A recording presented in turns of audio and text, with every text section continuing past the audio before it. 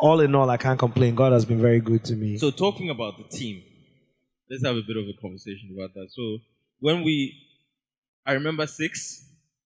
Six was the sound guy. 2009 was such an important year in my life, man. So Six was the sound guy. Sam Sticks, congratulations to him. He just got married. He just got married like 2 weeks ago. I couldn't make it. Did you go? He bet somebody that wouldn't come. And then that day of the wedding, there was some flight problem. I can't remember what it was. And then I couldn't go. So he made 10,000 naira for me not going for his wedding. But shout out to Sticks. God bless you. I don't have an excuse. But yeah, so Sticks was the guy who did most of the sound.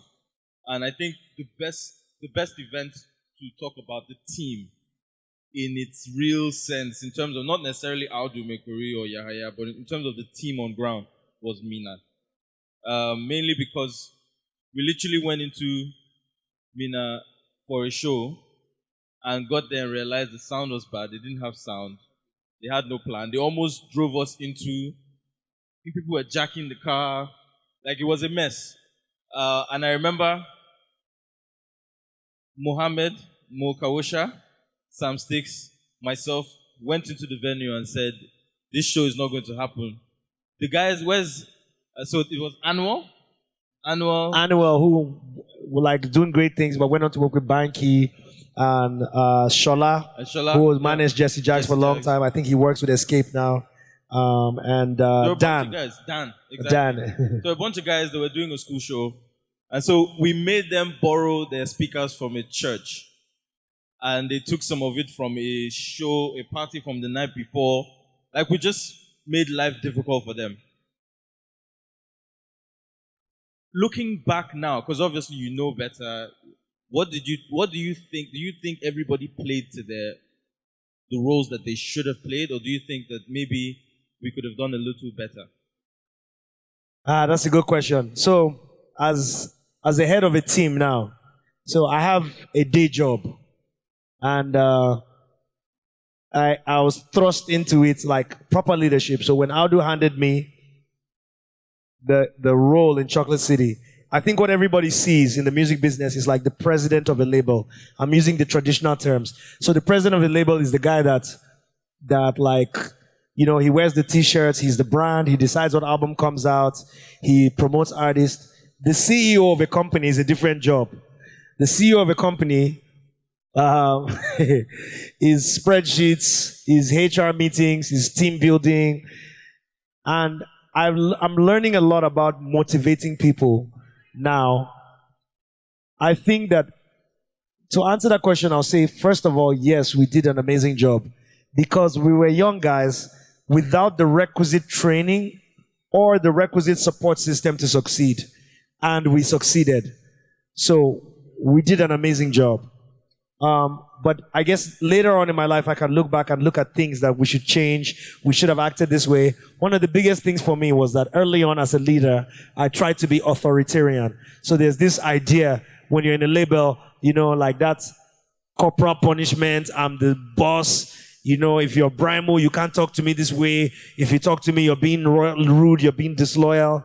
And nowadays, you work with artists who are like 21 years old. I was arguing with an artist in my label. Today is Monday. Last week Monday, I was arguing with an artist in my label. We're arguing about something inconsequential.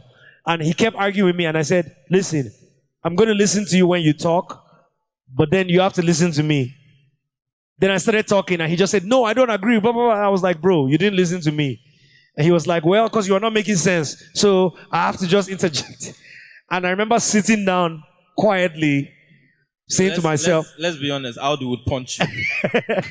I remember sitting down and being like, my God, this 21-year-old child just told me to shut up because I'm not making sense.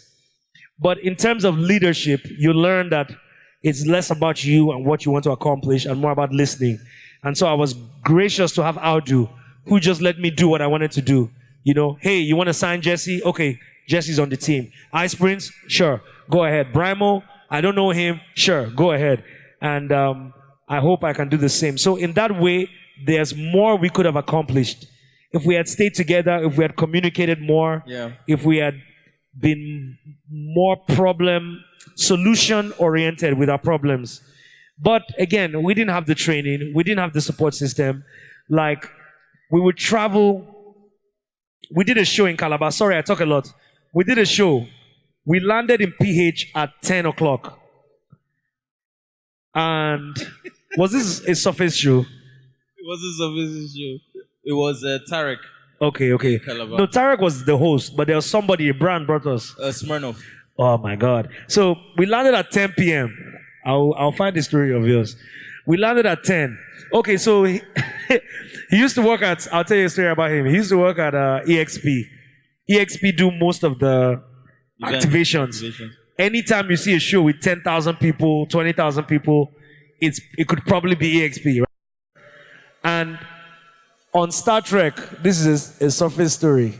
Ufawa, he has rebranded.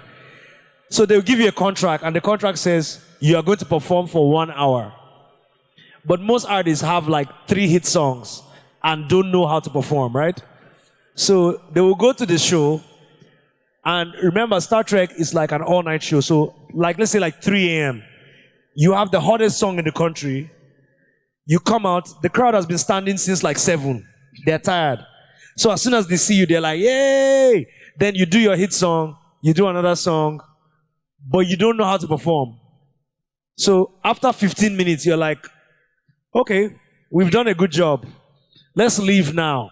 So you say, thank you very much, good night. As you're walking off, Surface is standing there. No, bros. My contract says 1 hour. So please, go back on stage. Literally, he made artists go back on stage after they've said bye. So anytime you see an artist doing dance competition on stage or doing giveaways, know that it was created by this man. Because artists had to be innovative. You know, I can't remember what you asked me, but you know, I wanted to call him out and I'm pointing him out. Okay, you know what? Let's move on. So, one of the things I wanted to ask, talking about, because we're going to move forward from 2009. Yeah, somebody has a drone.